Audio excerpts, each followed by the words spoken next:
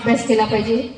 Market कमिटीत विरोधकांना प्रशासकपदी कुणी बसवलं, मार्केट कमिटीत आत्ताही कोण कोण सोबत आहे, नगरपालिकेत 60-40चा जो फॉर्म्युला आहे त्याचा सेटलमेंटचा विषय तो तुम्हाला सगळ्यांना माहिती आहे। शेतकी संघात कोण सोबत आहे, किती दिवस आपण हे सगळं जनतेच्या डोळ्यामध्ये धुळफेक करणार आहेत आणि आपण सगळेजण सहन करणार आहोत, ह्या गोष्टींचा आपण अभ्यास केला पाहिजे। नगरदेवळात 10 वर्षापासून MIDC टाकणार, त्याचं ऑनलाईन उद्घाटन झालं, परंतु तिथं जागेवर MIDCचा काहीच ठिकाणा नाही। मात्र नांद्र्याची जी फॅक्टरी होती ती छान सेट झाली आहे। व्यापाऱ्यांना गावात शांततेत व्यवसाय करायचा असतो, ती शांतता गावात आहे का, याला जबाबदार कोण हे आपल्याला सगळ्यांना माहिती आहे। शॉपिंग कॉम्प्लेक्स बांधून गाळे विक्रीचा जो व्यवसाय थाटलाय त्याला आपण विकास म्हणायचा का? मी हे फक्त प्रश्न विचारले, उत्तर तुम्हाला सगळ्यांना माहिती आहे। बांधवांनो, 10 दिवस नळाला पाणी येत नाही। आपण पाचोरा शहरात राहतो, 10 दिवस नळाला पाणी येत नाही। वॉटर फिल्ट्रेशन प्लांट आपल्या इथं बनवलाय, तो चालू नाही, परिणामी खराब पाणी नागरिकांना मिळतं, आरोग्य धोक्यात आहे। शहरात चांगले उद्यान नाही, जॉगिंग ट्रॅक नाही, जलतरण तलाव नाही, क्रीडा संकुल नाही, आपल्या पाचोऱ्यात चांगलं नाट्यगृह नाही।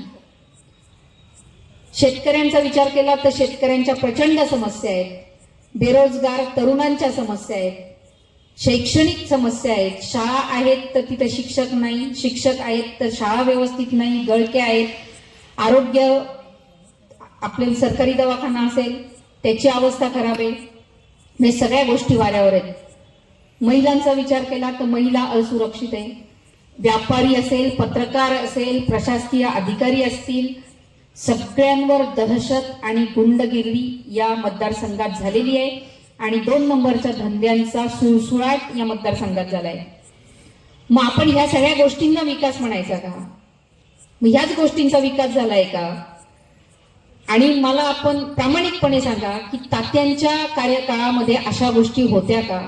हे चित्र असं होतं का त्यावेळी? मला सगळं चांगलं आठवतंय, तात्यांच्या काळामध्ये व्यापारी खुश होते, अधिकारी खुश होते, तात्यांनी कधीच कोणाला त्रास दिला नाही। त्यामुळे आपल्याला हे चित्र कुठेतरी बदलावं लागणार आहे। मला वाटतं आपल्याला सगळ्यांना माहितीच आहे की मी राजकारणात येणार नव्हती, मला राजकारणाची आवड नव्हती, पण मला राजकारणात यावं लागलं। ते पण परिस्थितीमुळे मला राजकारणात यावं लागलं, हे आपल्याला सगळ्यांना माहिती आहे। मला असं वाटतं मी प्रत्येक गोष्टीतून पॉझिटिव्ह घेण्याचा प्रयत्न करत असते। मला ह्या 3 वर्षात राजकारणात सेट व्हायला प्रचंड त्रास झाला, कारण मी त्या फ्लोमध्येच नव्हती कधी। पण मला एक कळतं की याच्यातून मी पॉझिटिव्ह असं घेते की कदाचित तात्यांच्या हातून काही गोष्टी करायच्या राहून गेल्या असतील आणि परमेश्वराने मला ती बुद्धी दिली आणि ते कदाचित माझ्या हातून करून घ्यायचं असेल, म्हणून मला राजकारणात यावं लागलं। त्यामुळे माझ्यावर कुणी टीका केल्या, कितीही टीका केल्या, काहीही केलं तरी मी सध्या डोक्यावर बर्फाची लादी ठेवली आहे। डोकं शांत ठेवून फक्त मला तो पक्षाचा तो डोळाच दिसतोय, मला दुसरं काहीच दिसत नाहीये। त्यामुळे मी कुणावरही काही बोलणार नाही। आपल्याला म्हणजे मला सांगावंसं वाटतं की तात्यांचा प्रत्येक गोष्टीत इतका अभ्यास असायचा की आता कोणतरी उल्लेख केला, तात्यांनी एकदा हाऊसमध्ये व्हॅटवर बोलले होते, जवळजवळ 1.5 ते 2 तास ते व्हॅटवर बोलले होते। त्यावेळी विरोधी पक्ष नेत्यांनी इतकं कौतुक केलं आणि त्यांना चिठ्ठी पाठवली की धन्यवाद, तुमच्यामुळे माझं नॉलेज वाढलं आणि मला तुम्ही भेटायला या, मला अजून तुमच्याकडून माहिती पाहिजे, असं त्यांना त्यावेळी हे चिठ्ठी आली होती। बांधवांनो, मी आपल्याला एक विनंती करेल, आता राजेश यांनी पण सांगितलं की GSTच्या वेळी कोणीही पुढे आलं नाही, कोणताही लोकप्रतिनिधी नाही किंवा कोणीच पुढे आलं नाही, GSTचा विषय होता तेव्हा। पण मी आपल्याला सगळ्यांना शब्द देते की जसं तात्यासाहेबांनी व्हॅटच्या बाबतीत केलं तसं आपल्या व्यापारी बांधवांच्या ज्याही अडचणी असतील, GSTच्या बाबतीत असतील, इन्कम टॅक्स, काही अडचणी असतील तर मी त्याच्यासाठी 100% आपण मला साथ दिली तर मी नक्की त्या गोष्टीचा पाठपुरावा करेल आणि व्यापाऱ्यांच्या कोणत्याही अडचणी असतील त्याच्यासाठी मी 100% आपल्या सोबतच राहणार, हा मी आपल्याला शब्द देते. बांधवांनो, खरोखर आपल्याला आता गांभीर्याने विचार करण्याची वेळ आली आहे. गुंडगिरी आणि दहशतीला आपण बळी पडू नका. शहरात शांतता ठेवा, भयमुक्त वातावरण ठेवा. तसं वातावरण असल्याशिवाय व्यापारामध्ये वाढ होणार नाही. आपण माघारीच्या दिवशी चित्र बघितलं असेल. ज्या दिवशी माघार झाली त्या दिवशी आपण प्रांत कार्यालयामध्ये जो प्रकार घडला, 2 उमेदवारांच्या दोन्ही साईडच्या गुंडांनी जे वातावरण तयार केलं होतं ते इतकं भयावह होतं की असं वाटत होतं इथे हे पाचोरा आहे का बिहार आहे हेच कळत नव्हतं. असं भयानक वातावरण, असं भयानक चित्र त्या दिवशी समोर आलं होतं. ह्या गोष्टी ह्या पाचोरा बडगाव मतदारसंघामध्ये असं संस्कारी याच्या पूर्वीचे जे लोक होऊन गेले ते अतिशय सुसंस्कृत होते. असं वातावरण याच्या पूर्वी कधीही नव्हतं. त्यामुळे हे वातावरण बदलणं गरजेचं आहे असं मला वाटतं. भयमुक्त, भ्रष्टाचार मुक्त आणि सर्वांगीण विकास हा माझा संकल्प आहे. आपण जर वचननामा बघाल तर त्यात सुद्धा आपण मी उल्लेख केलेला आहे, त्याच्यात घोषित केलेला आहे. प्रत्येक 6 महिन्यामध्ये मी सर्व व्यापारी बांधवांच्या बैठका घेऊन त्यांच्या समस्यांचा आढावा घेऊन आपल्या सगळ्यांना सोबत घेऊन मतदारसंघाला उद्योग नगरी म्हणून विकसित पाचोरा करण्याचा संकल्प मी केलेला आहे.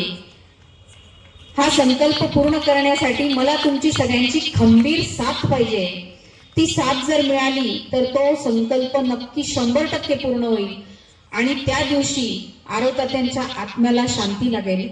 कारण की त्यांनी व्यापाऱ्यांसाठी आणि शेतकऱ्यांसाठी या 2 घटकांसाठी त्यांचं आयुष्य पूर्ण वाहून दिलेलं आहे. त्यामुळे आपल्या आशीर्वादाची आणि खंबीर साथीची मला गरज आहे. बांधवांनो, मागील अनेक वर्षापासून आपल्या उद्योग विश्वामध्ये प्रगती झालेली नाही. नवीन उद्योग नाही, कोणताही रोजगार नाही आणि रोजगारासाठी किंवा उद्योगासाठी कोणतंही चांगलं धोरण आलेलं नाही. पाचोऱ्याच्या औद्योगिक विश्व विस्तारित व्हावं, वाढावं, समृद्ध व्हावं ही माझी मनापासून इच्छा आहे आणि त्यासाठी तुमचे आशीर्वाद आणि एक महिला म्हणून या मतदारसंघामध्ये इतिहास घडावा आणि पहिली शिवसेनेची आमदार म्हणून आपण मला विधानसभेत पाठवावं यासाठीची मी आपल्या सगळ्यांना विनंती करते. आणि विनंती करत असताना या तालुक्याची लेक म्हणून आणि आपली बहीण म्हणून मी हट्ट करते. म्हणजे तुम्ही समजून घ्या मला काय म्हणायचंय. तुम्ही 100% माझ्यासोबत तुम्हाला राहावंच लागेल आणि तुम्ही राहाच असा मी हट्ट करते आपल्याला. आणि माझी निशाणी आपल्याला सगळ्यांना माहिती आहे की मशाल, ही मशाल आपण प्रज्वलित करावी. या पाचोरा भडगाव मतदारसंघातील दहशत संपवण्यासाठी मशाल प्रज्वलित करावीच लागणार आहे. आणि वरून 2 नंबरचं बटन आहे हे आपण लक्षात ठेवावं. आपण सगळे सुज्ञ आहात, आपल्याला बटन सांगण्याची गरज नाही, परंतु ती मला आता सवय झाली बटन सांगण्याची. कारण की 3000 कोटीचा विकास केल्यानंतर सुद्धा आमदारांना डुप्लिकेट वैशाली सूर्यवंशी नावाची उमेदवार भरण्याची वेळ येते. याच्यात मला माझा विजय आहे असं मला 100% खात्री झालेली आहे. म्हणून माझी आपल्याला पुन्हा एकदा विनंती आहे की आपण स्वतः तर आपलं कुटुंब करणारच मशालीला मतदान, परंतु आपले कस्टमर असतील, नातेवाईक असतील, सगळ्यांना आपण सांगावं की मशालीलाच मतदान करा. ही विनंती मी आपल्याला पुन्हा एकदा करते. आणि मला यायला वेळ झाला, आपण सगळेजण वाट बघत होते, त्याबद्दल मी दिलगिरी व्यक्त करते आणि इथेच थांबते. धन्यवाद. जय हिंद, जय महाराष्ट्र.